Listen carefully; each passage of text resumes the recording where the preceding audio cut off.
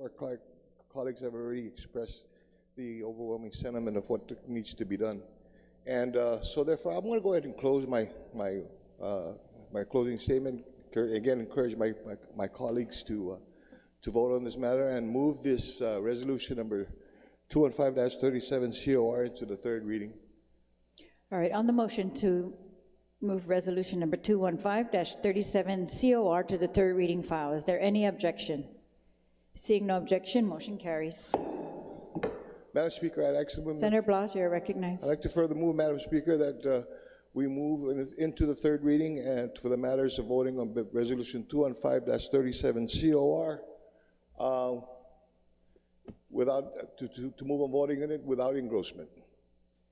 All right, on the motion to vote on resolution 215-37 COR without engrossment, is there any objection? No objection, motion carries. Is there anyone who needs a copy?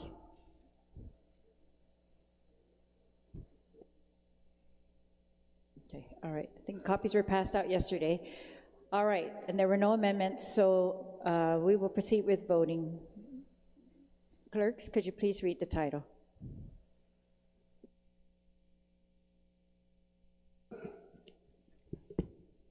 Sarge, if you could just make sure to call the other senators that we're going to vote.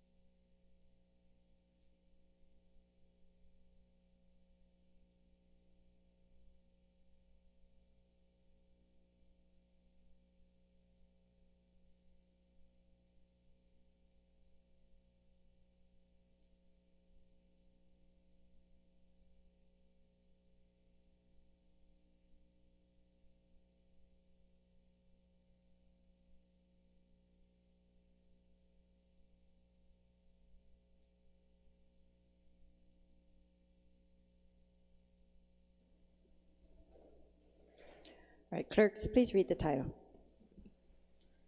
Resolution number 215-37 COR, introduced by Frank Blas Jr., Tello T. Tidegui, Joanne Brown, Christopher M. Duenas, Thomas J. Fisher, Jesse A. Lujan, relative to urgently and steadfastly requesting the Governor of Guam to acknowledge the dire and decrepit conditions that exist at the Guam Memorial Hospital and to declare a state of extreme emergency to address the unsafe, unhealthy, unsanitary, and financially challenging conditions that exist there.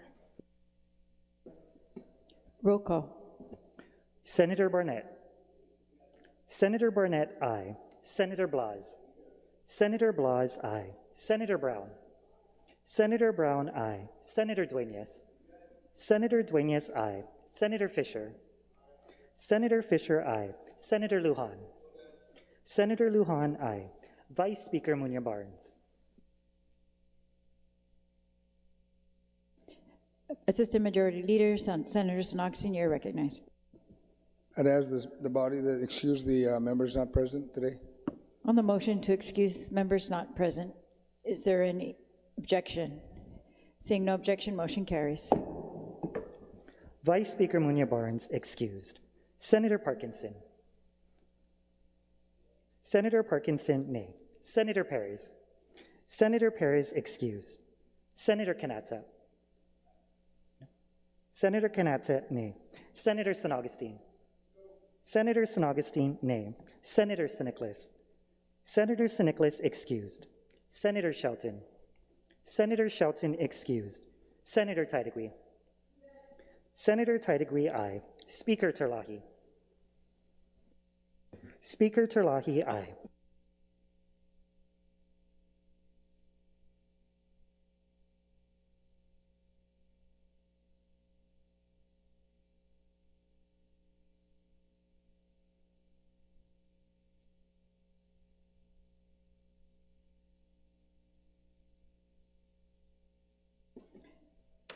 Resolution number 215-37 COR received 8 ayes, 3 nays, and 4 excused. Resolution number 215-37 COR is duly adopted by the body.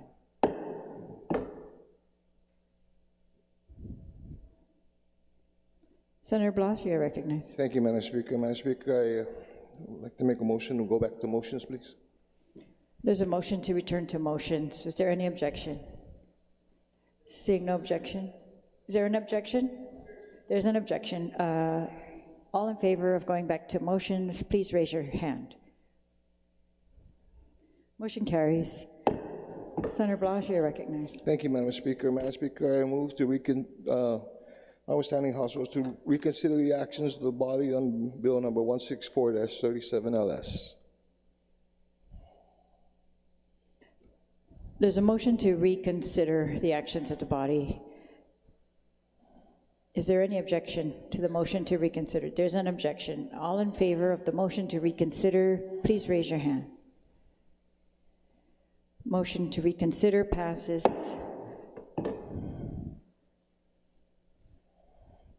Senator Blas, you are recognized. Thank you, Madam Speaker. Madam Speaker, I move that we place Bill number 164-37 LS as introduced by Senators Jesse Lujan, Talo Titagui, Joanne Brown, Christopher M. Duenas, Thomas J. Fisher, and myself, Frank Blas Jr., which is an act to provide emergency funding to the Guam Memorial Hospital.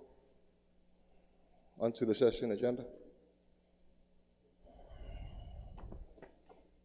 On that motion to place Bill number 167-37 LS. 164-37. Sorry, 164. 164-37 LS onto the session agenda. Is there any objection? There's an objection. All in favor, please raise your hand. Motion carries. Is there any other motion?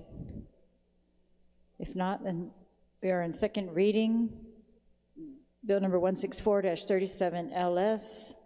This is an act to provide emergency funding to the Guam Memorial Hospital. This is an appropriations measure. Automatically, we will convene it to the Committee of the Whole. It will be chaired by the Chairperson of Appropriations, Senator San Augustine. So we are going to take a 1-minute recess and convene in Committee of the Whole.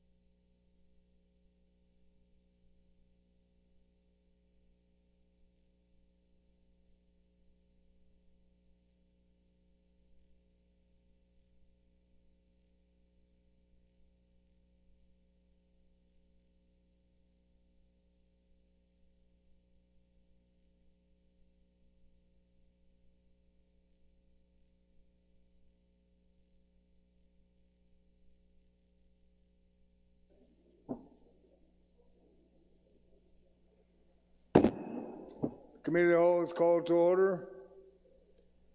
Materials for the Committee of the Whole are in shared session Google Drive folder labeled Committee of the Whole, Bill number 164-37. Proposed amendments must be submitted in writing to the clerk via email sessiondrive@guamlegislature.org. Amendments not in writing will be called out of order. Rules of engagement with the Committee of the Whole. There will be 2 rounds for questions and 1 round for comments or amendments. Senators will be allotted 5 minutes for each round for questions, not including responses. Time to speak may not be used from more than one member to another. A member will use a member's time on a question, use all that member's time on that question, and may not later speak, even if all the time used was not used. That's in section 1.02D3. Questions shall be confined to the substance or nature of the bill. Personal inference as to the character or motive of any senator or any individual testifying is not permitted. Any violation of the general rule of conduct will be called out of order and may result in removal from the hall. Proper form and decorum shall be practiced by all present. Individuals who fail to maintain proper form and decorum will be restricted from participating and will be removed from the hall. After we complete discussion of the bill, I will allow the sponsor to close and I will entertain a motion for the recommendation of the Committee of the Whole, followed by a motion to rise from the Committee of the Whole, at which time I will report out the bill as recommended by the Committee of the Whole. With that, I'd like to also recognize the panel members that are here at this time.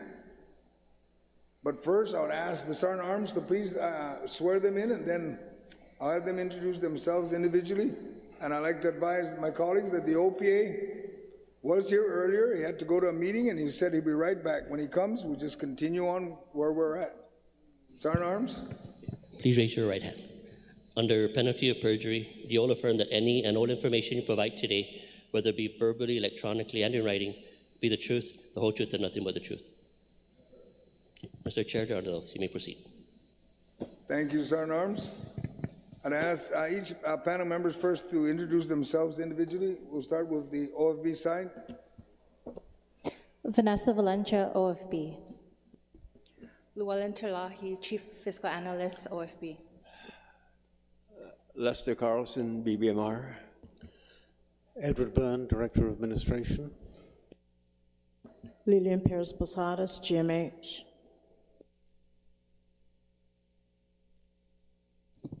Yuka Hechanova, CFO, GMH. William Kando, GMHA. Thank you. At this point, reminding my colleagues, we're on Bill 164-37 LS, introduced by Senator Jesse Lujan, co-sponsored by Senator Tello Tadiwi, Senator Joanne Brown, Senator Chris Duenas, Senator Tom Fisher, and Senator Frank Blas Jr. An act to provide emergency funding to the Guam Memorial Hospital. I'll now ask the author of the bill, Senator Lujan, to please give your opening statement on your bill. Thank you. Thank you, Mr. Chairman. Good evening, good afternoon, panel. The state of GMH is, of course, the most utmost importance. It shouldn't be lurching from crises to crises. I ask, how can we focus on a new hospital or medical facility complex that is maybe a decade or so away when our current hospital is neglected and is in need of urgent care, critical care? As we all have said, at a new medical complex or a new hospital is a wonderful goal and one we all need and one we don't object to. But GMH needs immediate funding and immediate attention. So between then and now, what is the plan as we are awaiting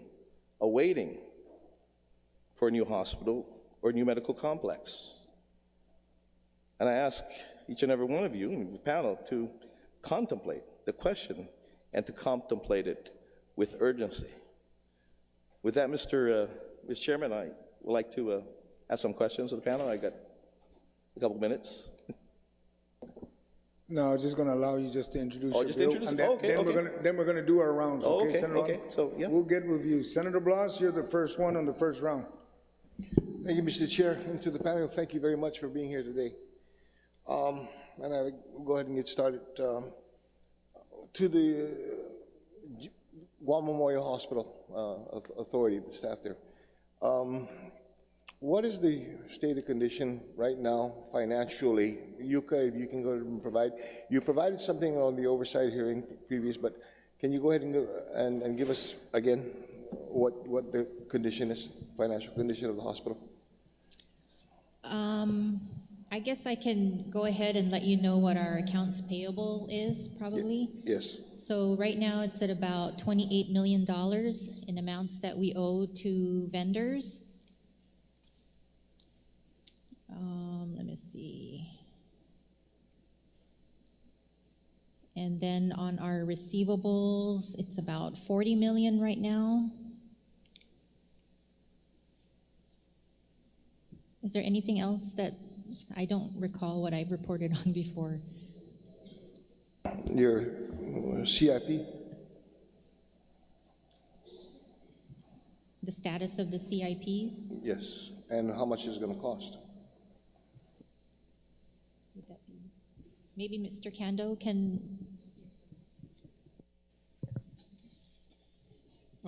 We need approximately $20 million to start implementing as soon as possible our highest priorities, and so that's what we're focused on. Is internally we're discussing what those highest priorities are, given their current readiness to proceed with those, which ones are already under design or have completed design, and so we've already hashed that through, but we want to look at it a little further before we come to a final decision and share it with the board. But we're ready to work on those and roll those out. Okay. You know, during the oversight hearing and actually after, I'm sure that Ms. Posadas, Ms. Echanova, and Mr. Cano, you've been wary of, I guess, the information that's been passed in the community about the conditions that exist in the hospital. And one more, very recently, was the photograph of a snake that was captured in the hospital. Right now, how would you describe the conditions in the hospital, and as far as with the mold, infestation, and whatnot? We don't have an infestation of snakes. We found one snake. As far as the mold, we have. I mean, we've been replacing ceiling tiles for many years because we've been slowly in the process of replacing a lot of our air handling units. That really, we have issues with our envelope, which allows warm air into the facility and allowing for condensation on our chill water lines. So that's not leaks necessarily from the roof. But those are air handling units that we've already procured about 25 out of 64. So air handling unit replacements continues to be one of our major priorities. We have the mold assessment that's ongoing. We should be receiving the consultant should be receiving the results of that assessment, those samples, so that they can formulate their report. And we anticipate that report being completed this month. So that's for the mold that's hidden mold, in possibly behind walls or in our ventilation system. We want to know. Okay. The Office of Public Accountability recently came up with a report, and granted that it was with regard to the financial highlights of fiscal year 2022. And there was a reference to, in as far as the facility condition assessment of the hospital. Are you familiar with that? Are you referring to the Army Corps of Engineers assessment? Yes. I'm very familiar with that. That's our prioritization of our CIPs is heavily focused on rolling out and completing those projects, which many have already been completed. So we've been focusing on the air handling units. We've been focusing on the repairs to the roof. In the meantime, we've stabilized the hospital as far as the ventilation system because we've been able to maintain our two 450-ton chillers. Both of them are actually operating efficiently. So that's going to allow us the time that we need to also plan to replace them. And in the meantime, we've been putting in splits and portables, but we're being very careful with that because we want to make sure we have a contracted electrical engineer that's going to make sure that we don't overload the main panel as well. So we have to do that very strategically. And we have our next projects that we consider high priority that we're planning to roll out this year and next year. Okay. So it's nice to hear that you've started to, are you working on those areas that the Army Corps has stated that, from my understanding, absent the existence of a new hospital is continuing to maintain our current facility, okay? At this juncture, at this point in time, do you have the financial resources to be able to complete that as well as to be able to pay down your vendor payments?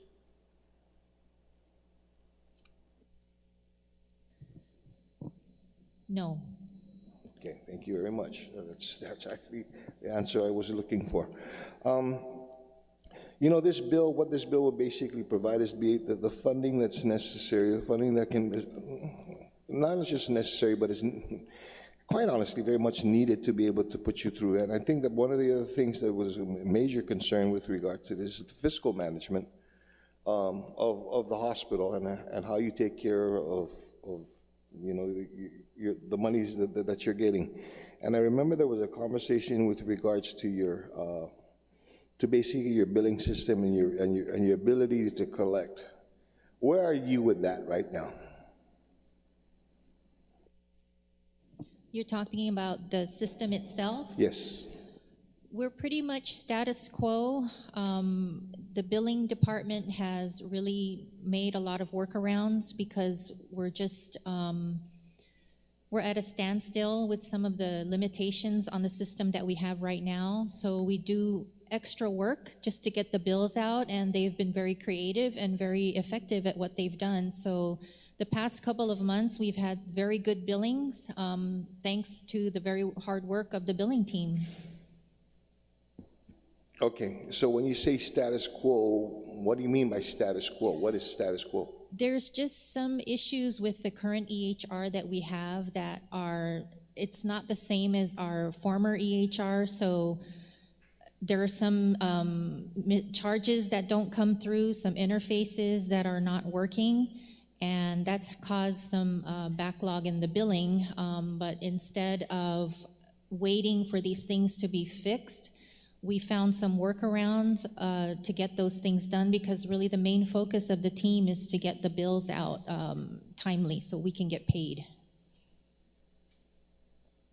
Okay, thank you very much. Mr. Chair, actually, you know, I know there's going to be more of the questions. I just needed to get that, set that as a foundation, the basis that the Guam Memorial Hospital needs money. They need some help. And I think that's the whole purpose of what this hearing is for, and to be able to find that. So I needed to establish that as the groundwork about it. So what I'd like to do is the remaining of my time is go ahead and, or you need that? Okay, I'd like to defer the rest of my time on this round to Senator Dueñas. All right, thank you, Senator Blas. And just also, my colleagues like to recognize that former Speaker, the OPA is here, Auditor BJ Cruz. Senator Dueñas, you now have you should have 7 minutes and 55 seconds. If I'm correct, I saw 2:55 up there, right? Okay, 7 minutes and 55. Oh, it's 72 minutes. No. I don't need that much. Yeah, he only really needs 55 seconds, but we'll give him the 7 minutes and 55 seconds. 7:55. 7:55, that's 7:33 only. 7.55. There you go. That's his time. Senator Dueñas, sir. Mr. Chairman. I just wanted to open with a couple of things that we know, happily. The governor, in her letter, written to the legislature and overall to the people of Guam, has committed $20 million from the ARP funds. I'm going to ask some questions in terms of where that's likely to go, as it's been announced that should be dedicated towards CIPs. So I want to focus on really the gist of this bill in terms of unappropriated funds, or actually funds that will be excess revenue on 2022 and 2023 that's in this bill. And the intention overall is to really focus on what many of us believe in this body should be the #1 priority at this point, and that is the Guam Hospital. As they have come to us now a couple of times, and we've, I think, settled down on the number between $28 to $30 million in terms of what's needed. I think it's imperative that we get there. We've got to get there somehow. And so I want to, at this point, focus my attention with Mr. Byrne. And in order for us to be moving prudently, and I'll be speaking with asking questions of the public auditor as well, as I think to lay the groundwork here, what is the status of the 2022 audit? Well, thank you for asking that, Senator. The public auditor no doubt will give his answer to that. We are in the middle of trying to finalize the audit. I was actually on page about 127 when I was called down here of 217 pages. Tomorrow we have a meeting with the auditors on the single audit. So the senators understand, the actual audit is divided up into kind of 3 parts. There's the financial statements, which is what I was referring to, the 217 pages. There's a single audit, which currently consists of about 80 pages, which is the report on the federal expenditures. And there's a management letter, which I haven't yet seen. So I can't comment on that as to what part the auditors have reached with that. We're all working very hard to finish it. The numbers are the same numbers at the moment as was released by the governor about 3 weeks ago. But I'm going to ask my colleague, Mr. Carlson, to comment upon the availability of any fiscal 22 funds, because the audit obviously is fiscal 22. We've only just finished fiscal 23, and therefore we haven't even started the audit of fiscal 23. Yeah, I will get there in a moment, but I want to lay the groundwork because, first of all, I think I just shift over to the public auditor at this point. Mr. Speaker, public auditor, can you give us kind of a background in terms of your interaction with Department of Administration and the status of this audit and why we're so late and how critical it's going to be for us to be able to work with appropriating excess funds?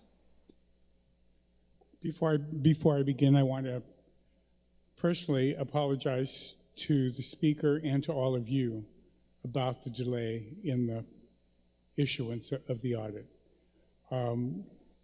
We did an RFP for a new auditor last year because Deloitte closed.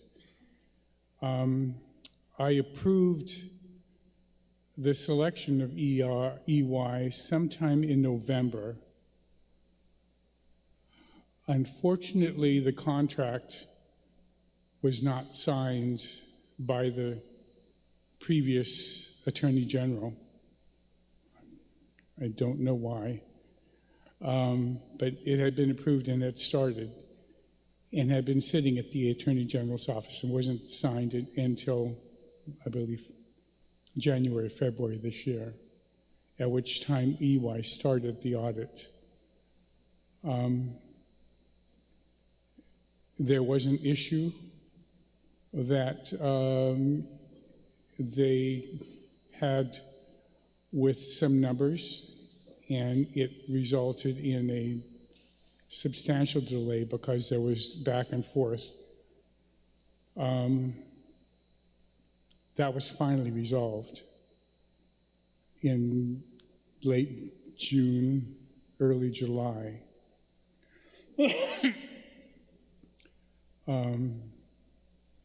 The government finally provided a financial statement with its trial balance sometime in late July. And we've been trying to get the audit done ever since. I know that every time any of you have texted me and any of you have called me, I have apologized that I cannot and will not discuss audits that haven't been released. I was disappointed, maybe even dismayed, to hear that numbers were being bandied about in press releases of an audit that had not been released. And when any of you have asked me where that number came from, my response was I had no comment because there was no audit that had been finalized for which I could speak about.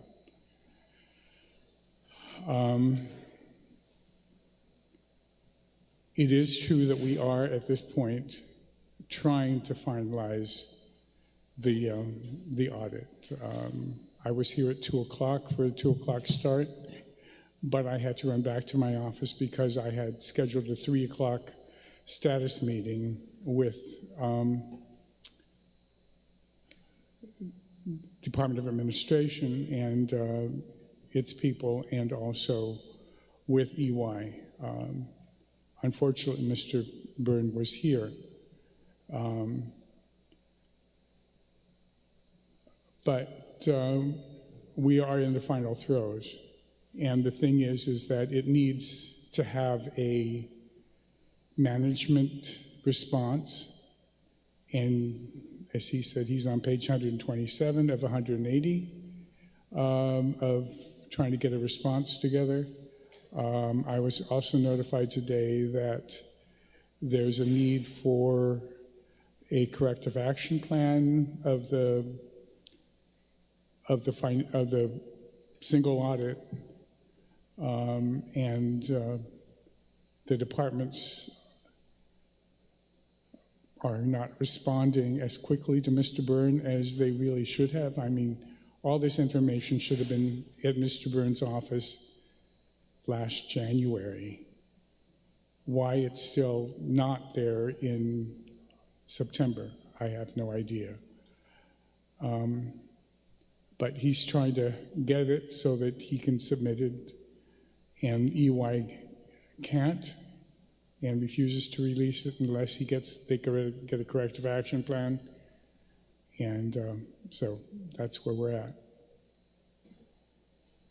Speaker, you know, not asking you to opine, I don't think you would anyways, but in a hat that you wore before, here we are, and what we've done is we've appropriated, and one of the reasons why we structured this bill the way we did was because it's become a practice, given the tracking of excess revenue, to be appropriating within the fiscal year, basically doing supplemental appropriations. And the reason why I'm going down this road is we believe that the most prudent way, and you've mentioned this before on the record, the most prudent way to identify the funds that are needed as we go along until we can return GMH to solvency is to basically use revenues. I think it would be imprudent at this point to even attempt to use current fiscal year because we've just started. We have no clue what the waters are going to look like going forward. But what I'm trying to get at is, do you once again reiterate on the record what you've discussed, is that once an appropriation is made, it's viable and durable, and it is a funding source as long as that becomes the law and is not repealed? That is correct, and unfortunately, in the 5 years that I was chairman of the committee, there was never any excess. There was never a surplus, so I don't know what that luxury is like to be able to do that. You've never had that wonderful problem. Okay, well, so that's why I wanted to establish the basis, because whatever we decide on here, we're going to have to make sure that I'm sure there's going to be differences in terms of what the priorities are or what other funding sources should be used. But I had to get you back on the record on that one because you've made it clear to us that you know, if we want to really be prudent and scrub our books and understanding what this body and what is, you know, what good management of funds are, we have to be clear that unless a bill is or law is repealed, that funding source is viable, and then it's up to the chief executive in terms of what the priorities are going forward. So back to Mr. Byrne. So I think here we are now, and notwithstanding the, I don't know about trepidation, that might be a heavy word, but notwithstanding the advice of the public auditor, you have released numbers, and so let's get to the numbers now. What if this bill were to pass as it is, at least for fiscal year 2022, what would potentially be available? I'm going to defer to Mr. Carlson on that because he has all the numbers. Thank you. Mr. Carlson?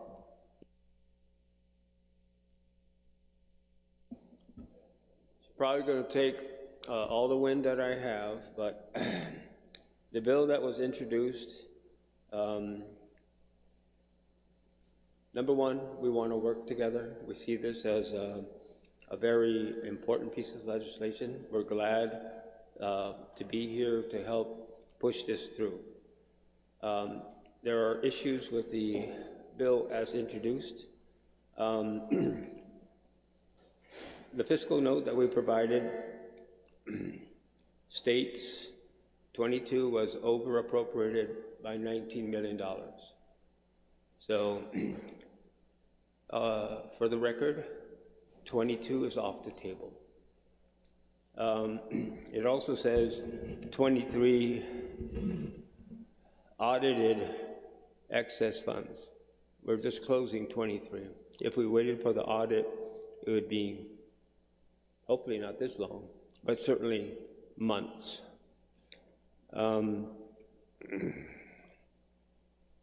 So in conversation with Senator Lujan and the governor yesterday, and a letter that was written and responded to, the governor stating her commitment to assist, we were then tasked to be able to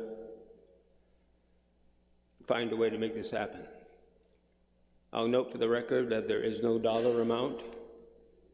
So I'll take that as an opportunity to begin a meaningful discussion and hopefully come up with a mutually agreeable plan.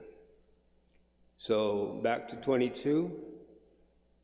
We went through an exercise of taking appropriations,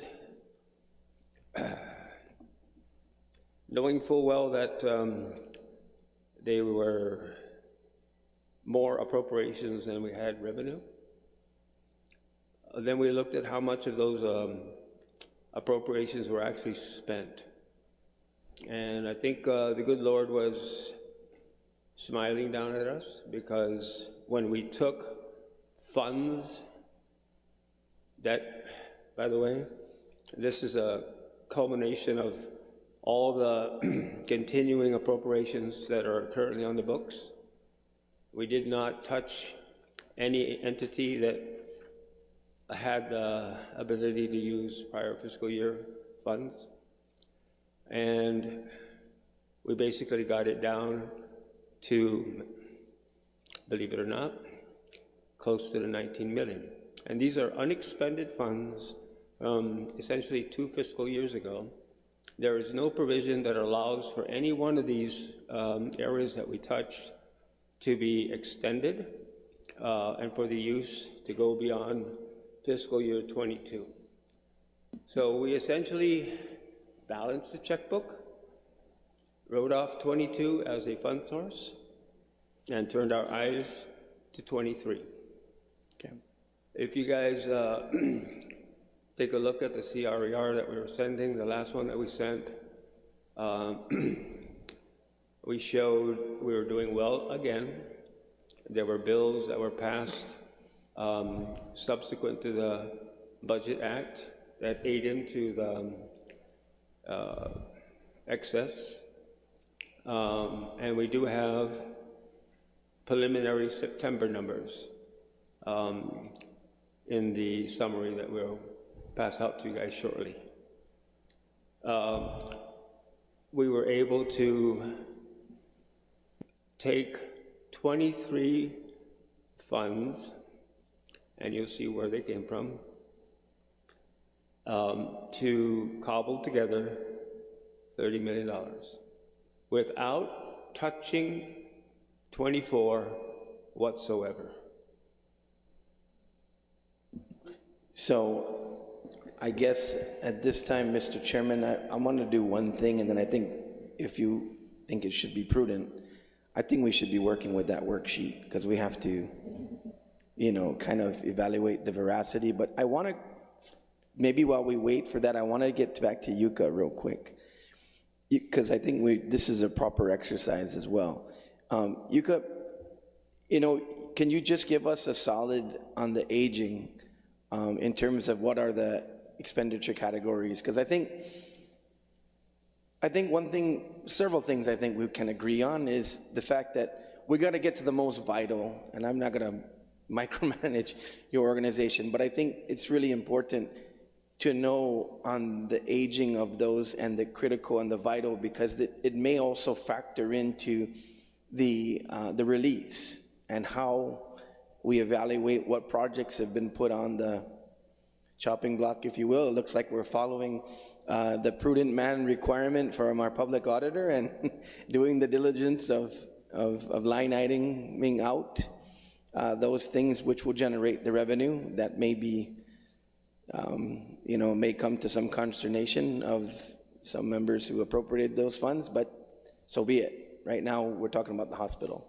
So, Yuka, can you basically just give us a verbal and then maybe prepare that for us as well so we have the two worksheets to work with? So as of October 6th, our payables were at 28.8 million. A big chunk of that, 8.9 million is for our travel nurses.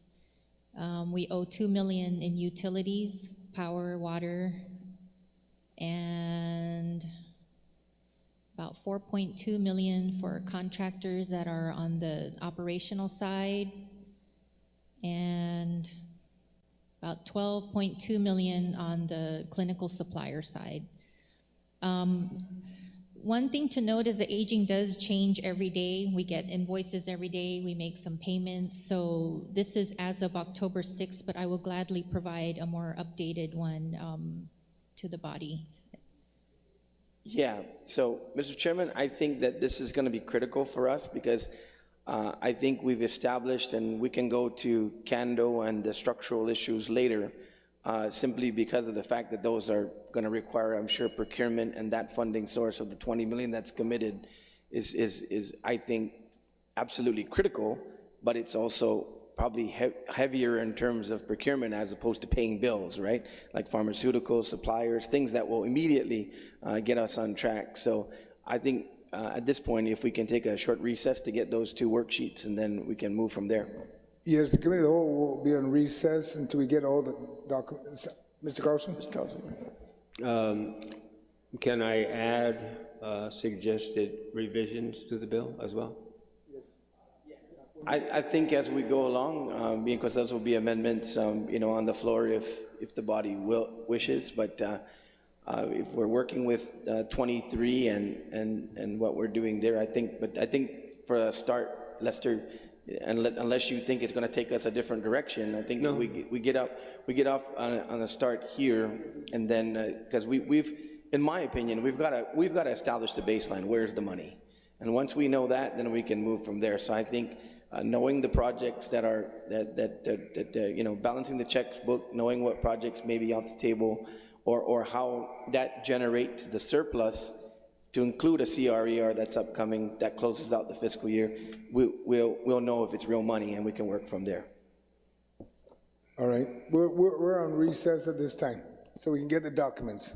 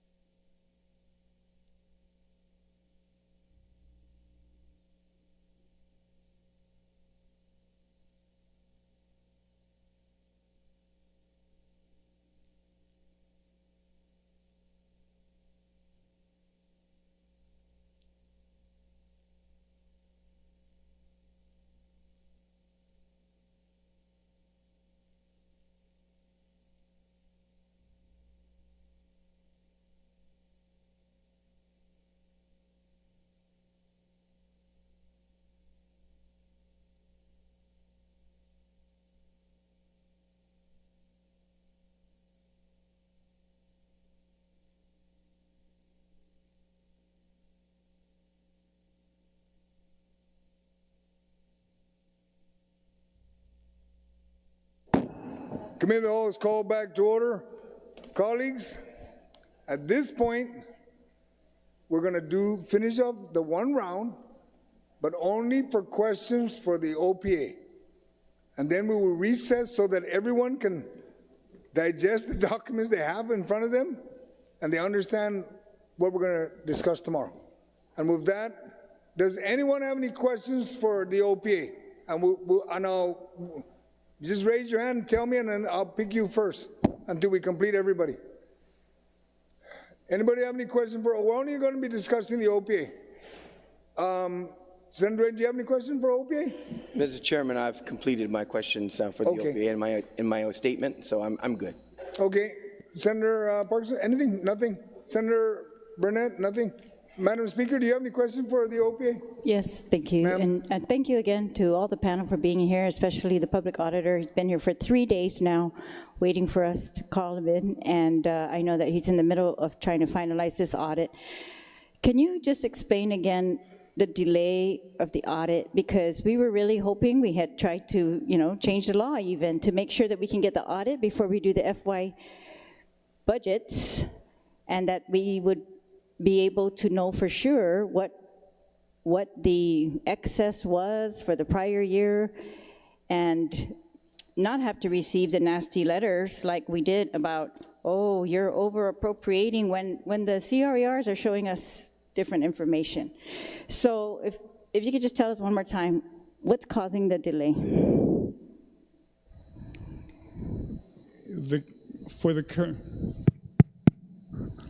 For the current audit, is it coming across? For the current audit, the delay is being caused by the fact that Department of Administration, or more directly, Mr. Byrne, has not been able to get some departments to respond to him on the corrective action plan that they are going to implement to address findings about their utilization of federal funds. That's what's holding up the single audit. Which agencies?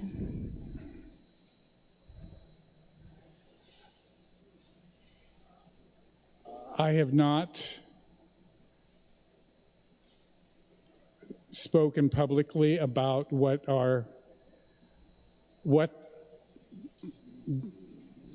is in the audit, because I purposely don't want to have to say anything, but inasmuch as the administration is the one that is publicizing all kinds of numbers, I'll let Mr. Byrne tell you which agencies are not responding to him.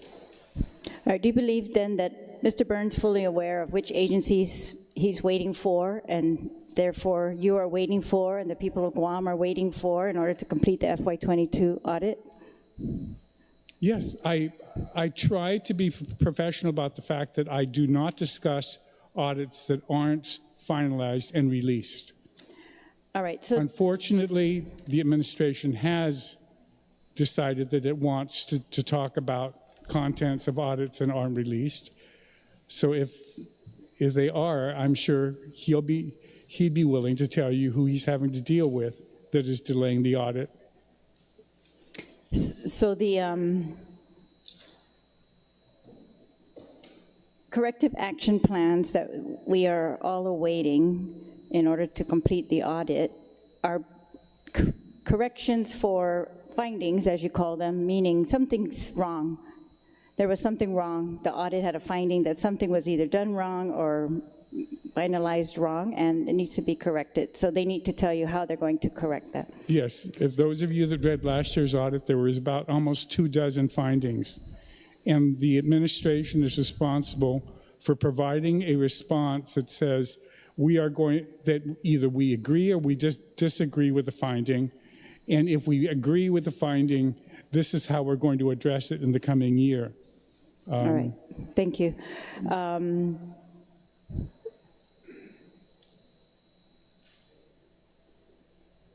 There was a September 13, 2023 letter from the governor's office. It's a press release. It talks about general fund surplus for 4th consecutive years, unaudited. and it talks about having a $105 million net surplus, I guess. And if you take out the $28 million that goes to the rainy day fund, they have an operating surplus of $77 million. And then they went on to say that if you take away the appropriations made, that there is an unassigned surplus balance is $9 million. But that was September 13, 2023. That was after the budget bill was passed by the legislature. And then we got a fiscal note, I think it was on September 15, on the bill that we're talking about now. The fiscal note says,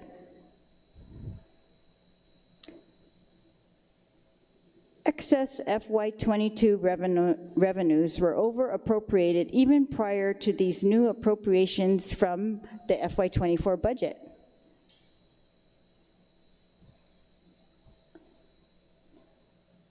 And I guess I'm just trying to reconcile those two. Are you able to confirm the numbers that the governor sent out in her press release, first of all? One, I cannot confirm or deny that there is $105 million in excess. There is a number in the budget, but it's not been finalized. And so I will not be the one that exposes it. If the administration wants to do that, they may. But I cannot professionally do that, and I won't. Where they get the other numbers, I cannot address those because those were done in 23. I haven't even done my entrance meeting yet for the start of the 23 audit, or I'm not sure even if they finished reconciling 23 yet. That was done in 23. And that audit is months out. We haven't even started it. So I don't know where those numbers come from, so I cannot address those, unfortunately. All right, well, they're talking about FY22 revenues. So what they're saying in September is that they had $105 million excess, and if you take away all the appropriations from that excess, there's still $9 million left. But 1 month later in October, they're saying, oh, there was never any excess. I mean, they had been over appropriated even prior to the budget, even prior to our FY24 budget where we appropriated FY22 revenues. They're saying in October, oh, now we know that that was all over. They over appropriated. I don't know. That was not made clear to us during the budget proceedings either. Do you have a firm number of, or able to confirm or deny whether we have over appropriated FY22 excess revenues? I cannot until after we finalize the audit. And that the number that they gave you on September the 13th of 2023, that included deductions that they made over the last 12 months of 23, and I have no idea what those were, and so I can't speak to it. I can't confirm those numbers either.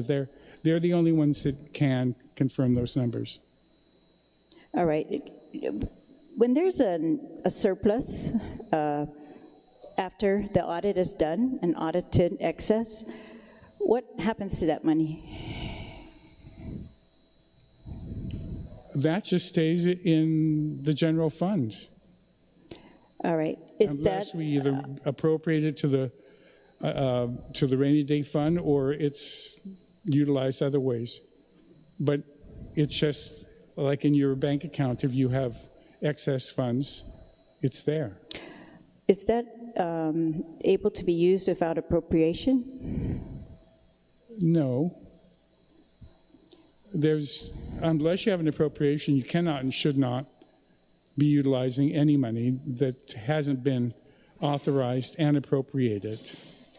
But unfortunately, as I've said when I was here, there are hundreds of millions, if not billions of dollars worth of appropriation bills that are sitting in the books. And so at any time they could decide, I want to build this road that was appropriated in 1993. And it's still good. All right. Have you ever audited the Guam Memorial Hospital's finances? I think you just came out with one finding recently. Yes, we did. Yeah, could you tell us about that? What were the downside? I mean, what do you think the legislature should put its attention on from that audit?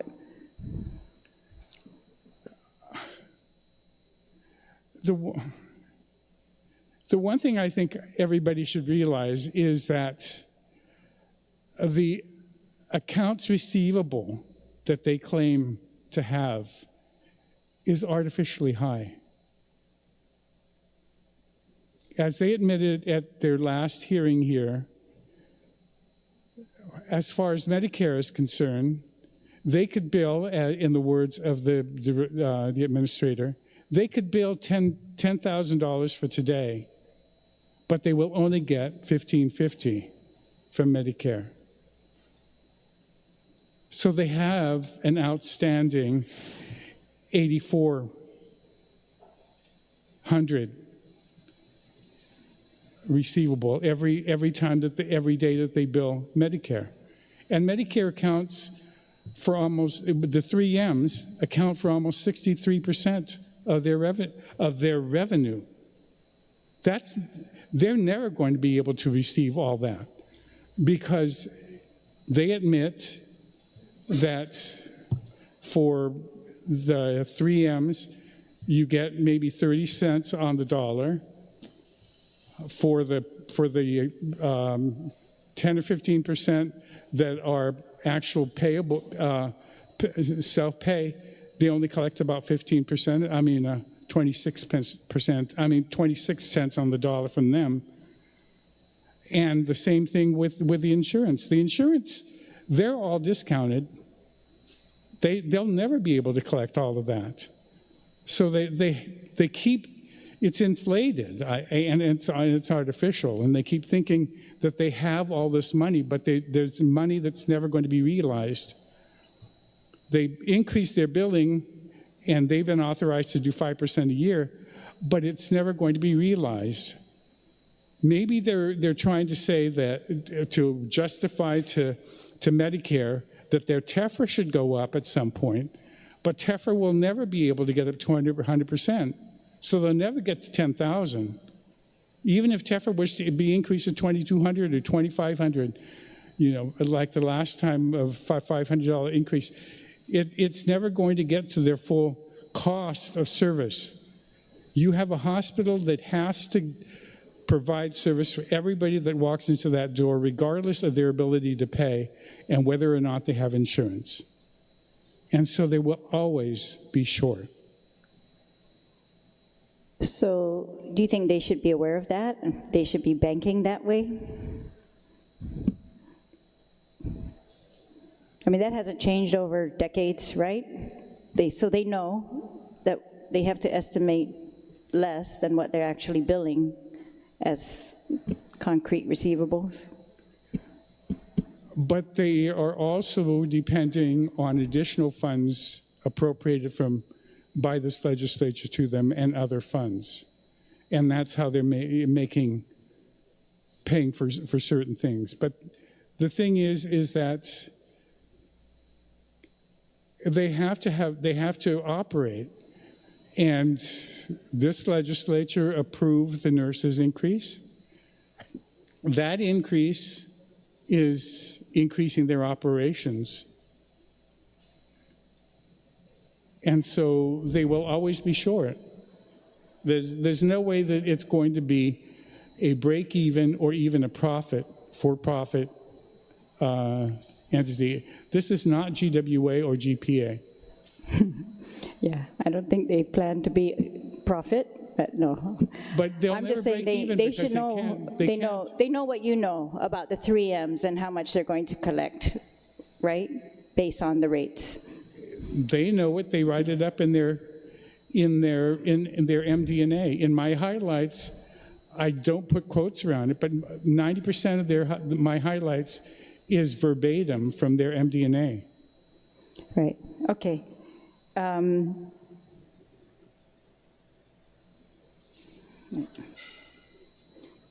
Are you aware of any impediments to the hospital using emergency procurement?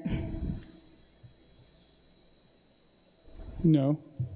Like every agency, I mean, they can, if there is an emergency, they can justify it, and they have to just follow the procurement rules. As far as, I don't believe that there's been any legislation that prohibits a hospital from utilizing emergency procurement rules. All right, thank you. My time's expired. I appreciate it. Thank you very much. Thank you. Senator Shelton, do you have any question for the OPA? None. Senator Lujan, do you have any question for the OPA? None. Senator Tideway? Thank you, Mr. Chair. And again, BG, thank you so much, or Mr. Public Auditor, thank you so much for being here the last few days. Greatly appreciate it, and I apologize myself for having you to wait this long. But I do have a question with regards to, because the audit is so late, I mean, really late. All my years, I've never seen it this late, coming out. And what issues can we foresee, like, the bond ratings or ratings to Guam, just knowing, people keeping an eye on Guam and our financial situation, what kind of detriment can happen to us for it being so late is my question. And the second one is, do you know when it's going to come out, the FY22 audit? Unfortunately, I have taken to having status meetings with the team from the audit, much like I used to have status hearings with my juveniles.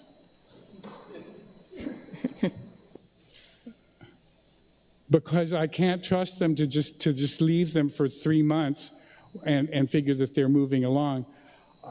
I'm scheduling it almost, there was one yesterday, there was one today, I have one on Tuesday. Because I'm on them constantly trying to get this out. And I keep trying to explain to them and to all the other agencies, GTOE, the hospital went last week, I keep telling them, if you would help me help you get your audit out before April, and the legislature has these audits when they're putting together the budget, they will be more sympathetic to you in providing you with the funds that you need, because you can see, they can see, and they have something concrete to show how you spent money in the previous year. Unfortunately, without the audit, you're in the blind. You have no idea whether or not they spent it well or they misspent it, and whether or not you should or should not give them money. And so I told them, please help me help you get it out on time so that you can get the assistance that you need, the proper appropriation that you need, and also that this body can make the right decision on how much to appropriate to you. How about the other question I asked you? Well, you haven't answered the question. When do you think it'll be out? That's it. Well, we issued, or the administration issued a letter that said it was going to come out August the 30th. It didn't. Then I thought we would get it out by the end of September. The meeting that I had the other day, and in compliance with generally accepted auditing standards, the audit can't be released until the administration submits their representation, their management letter and their corrective action plan. And if they don't get it in, they can keep delaying it. And I keep screaming at them in the meetings of, well, just how much time do you need? Shouldn't there be a cutoff date? And I wish they would cut it off, but they keep trying to address some of the corrective action plans. And I'm going, accept it as a finding and just say you're going to address it, because you're obviously not, don't try to resolve the finding, just accept it. So after 3 attempts So, no, to request. I have insisted that we're going to get it out before the end of this month. I thought it was going to be this weekend, but after my meeting at 3 o'clock today, it obviously is not going to be. Okay, and well, what kind of status are we going to paint ourselves by not having these audits out in time and this late? As a government, especially when we go out for for bonds or, borrowing. Does it affect it? I really don't know. I'm not a bond person, and so I don't want to speculate. But it's no secret that as far as I'm concerned, if we got a bad bond rating and couldn't borrow again, that would probably be a blessing. Exactly. I think I'm really concerned. You mentioned earlier, can you tell me, BJ, when are the audits due to DOA to turn in from these agencies? When are they supposed to turn them in? I mean, there's one thing to have the audit done by June 30th, but the agencies have to give it to DOA in time for them to, put it all together. When are these audits due from these agencies to DOA? They should be due soon after this month. And I'm talking about Mr. Byrne. In order for Mr. Byrne, we both decided that we were going to try to get these things out in time. He sent out a memo to all the agencies: do your monthly and your quarterly closings. So technically, in order for him to be able to, just trying to get them to do it. Right. So in order for him to be able to give us an audit or release the audit in June, the end of June, then the agencies must provide their reports to him by like 4 or 5 months out before the audit is due? At least a month before. At least a month before, okay. When did Guam Memorial... And there was a time when the GovGuam audit was this late. I want to make sure there be a sense that. That was, I believe, 4 years ago. And the reason why it didn't come out until September was because GURA hadn't released it, hadn't released their audit. And GURA is a material component unit of the government of Guam, and without its inclusion in the audit would have been qualified. So it was delayed that year, and I think many of you remember the commotion I created at that time with their executive director at the time about the fact that he got an increase in spite of the fact that this audit was late, and suggested at that point that increases not be provided to administrators if their audits are late. But let's see. I suggested that 4 years ago, and I think some of you remember it. Yes, we remember it. I have another question. When did the Guam Memorial Hospital submit their audit to DOA? When we released it last week. Just last week? Yeah. So, but they were supposed to put that audit sooner, or when? The way that we had planned it, and I had discussed this with Mr. Byrne a few years ago, after that incident with GURA, that I wanted all the component units to be completed by February 28th. Because then I wanted the GovGuam one to be March the 30th. And I kept telling all of them, Apple can get theirs out by December. And they are exponentially larger than we. But Yeah, it's obvious, the frustration that you have, and not just for you, but this body when we're trying to put a budget together, and when it comes time to appropriating. I think the frustration is that we start appropriating unaudited funds because, we don't want to wait. We've been waiting too long when agencies need funding, when especially now we're here today because of that situation for the hospital and trying to help it out, that we ended up appropriating unaudited funds, and it just rolls that way. But definitely, public auditor, it's time for a bill that actually puts fines to agencies, department heads who receive quite a bit, six-figure, funds, or salaries, six-figure salaries, and can't even put an audit or provide an audit on time. So I think we need to get to a point where we start putting fines to these directors who don't provide their audits in time for us. And I think it's a bill that's coming its way pretty soon. So I hope my good chair, especially, being an vice chair of appropriations and seeing what the appropriation chair go through and his frustrations as well, I think it's time for a bill that will put a fine on these agencies that don't provide the audits in time. So I thank you again, and again I apologize, BJ, our public auditor, speaker, and for your time especially. But please take back that I also would like to give a donkalusijismasi to your staff. They have been so good at providing, information that we need if they can, and then taking our phone calls. So I greatly appreciate them, and let them know that we do appreciate your staff. Thank you. Thank you, and we appreciate your assistance and support to our office also. But again,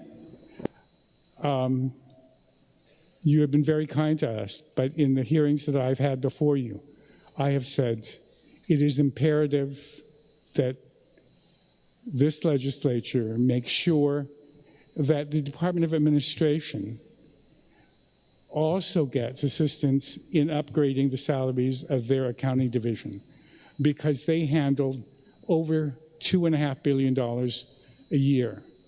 And if they don't get the salary increase that they should have for their accounting division, they're not going to be able to hire people that's going to be able to do that kind of thing. And they will always be behind. They can't compete to get a CPA. The same thing with GDOE. Their audit is also not completed. But they just lost their CFO. I don't know what to do, but the thing is that they don't have the salary that is commensurate to be able to compete against the autonomous agencies, and now they can't even compete against my agency, and because I can poach from them because we now pay more. But you need to address all the accounting divisions, because we are no longer a mom and pop operation. We are now $1 billion or a $2 billion operation. Thank you, BJ. And the DOE just lost their CFO. Is that Cooper Nurse? No. Oh, okay. Just wanted to make sure. He went back to auditing. Okay, thank you. Oh. Thank you, Senator Tidegui. Senator Kandit, do you have any questions for the OPA? I do have a question. First and foremost, thank you to the team. Thank you for being a great leader, Mr. Speaker. Do you feel that all revenues are available in this packet that was given to us? Do you think what? Do you feel that all revenues were addressed in this packet that was given to us? Were you the one that gave this to us? No. No, I was provided with. The thing is that yes, that's what has to be done. Is you need to deappropriate some projects. I've been saying for years, deappropriate all the projects, and then when there's no outstanding appropriations, the only one who controls what happens anywhere is this body.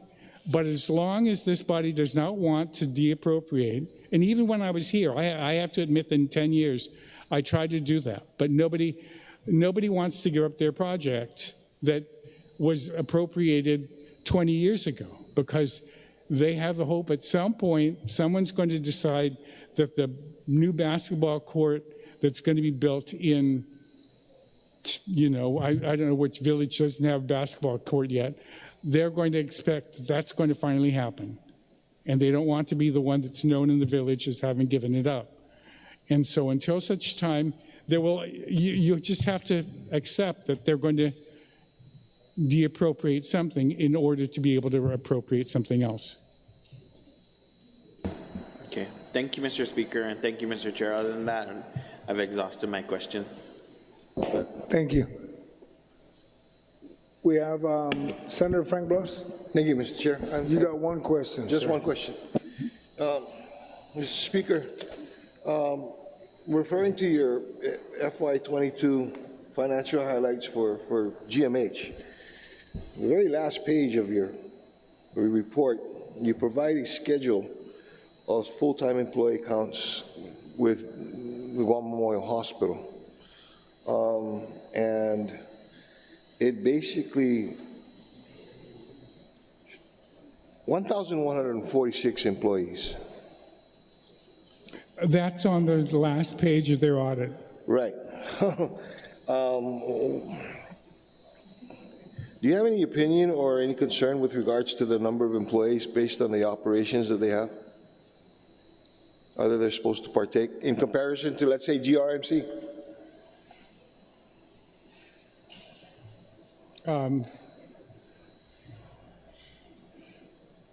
No, I think it would be inappropriate for me to publicly make a statement on that, because that would have to be management's decision. I do know that when I was committee chair, that GRMC always came in and said that they were able to operate with, I believe, about half the staff that we have. And I preface that not so much, I don't want to put you in a position, but I think that to be very fair for GMHA, when we go back to questioning them, that may be an issue with regards to management on that. But thank you very much. I just needed to be able to point that out, that this was a topic, a discussion in the highlights for FY22. Yes. Thank you. Thank you, Mr. Chair. Thank you, Senator Blas. Senator Burnett, Thank you. One question. Okay. Thank you, Mr. Chair. I just wanted to ask the public auditor if he's able to state definitively if there will be an excess, any excess revenues for fiscal year 22.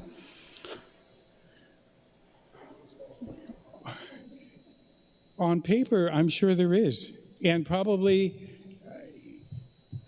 on October the 1st of 23, of 22 last year, that yes, there probably was excess. I'm not sure what it is today, but on October 1st of 1922, yes, there was. Nice, smart answer. Are you aware of any other funding source that we can use to bring $30 million to the Guam Memorial Hospital?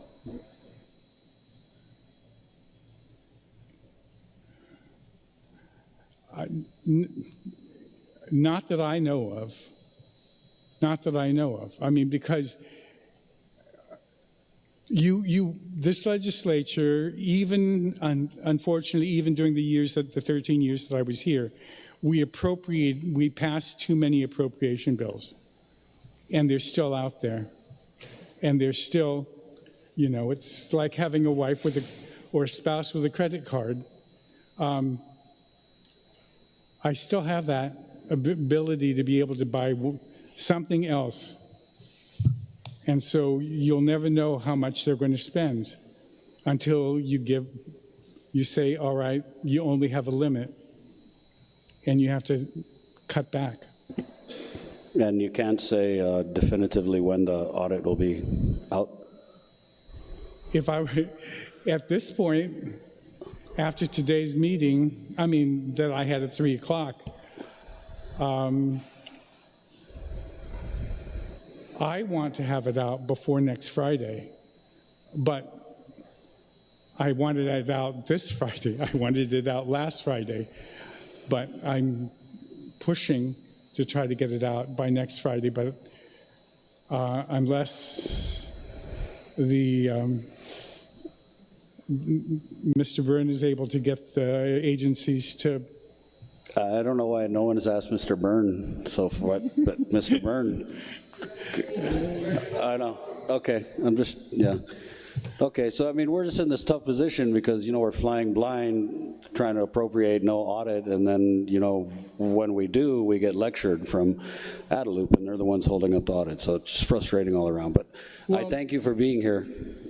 Okay, no, you'll still be blind because you're talking about the 22, not the 23. And so there's been 12 months since the 22.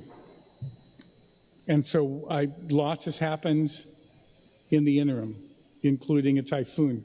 And so I'm not sure what was left of 22 and what was left of the whatever the CRER excesses were during that time. And so if they're willing to say they're going to set aside 30, I don't know. I wish someone had made that offer when I was chair. Thank you, Mr. Auditor. Thank you, Mr. Chair. Thank you, my colleagues. That being said, we'll excuse now the auditor, Speaker Cruz, and we'll recess until tomorrow at 10 o'clock, and we'll continue on with the rounds with the rest of the panel. Thank you. Recess till 10 o'clock tomorrow morning.